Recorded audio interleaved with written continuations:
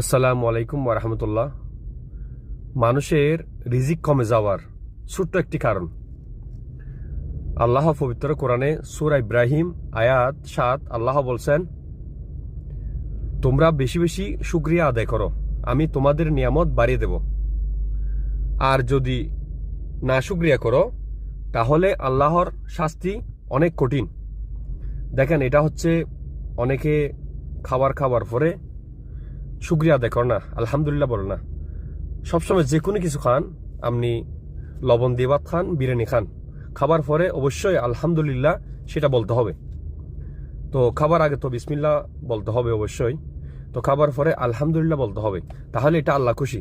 আল্লাহ বলছেন, খাবার পরে যদি আলহামদুলিল্লাহ বলে শুকরিয়া আদায় করে তাহলে আল্লাহ রিজিক বৃদ্ধি করবে।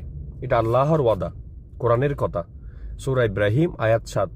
আর যদি কেউ খাবার পরে যদি আলহামদুলিল্লাহ না বলে, আল্লাহ শুকরিয়া না করে, অনেকে খাবার পরে বলে না, আরে খাবারগুলো ভালো হয় নাই, এরকম হয় নাই, লবণ কম হয়েছে, এটা হয়েছে।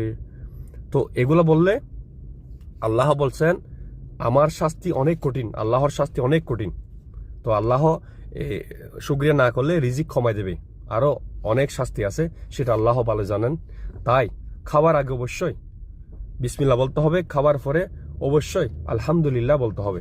আল্লাহ সবাইকে হেদায়েত দান করুক, বুঝার তৌফিক দান করুক, আমিন।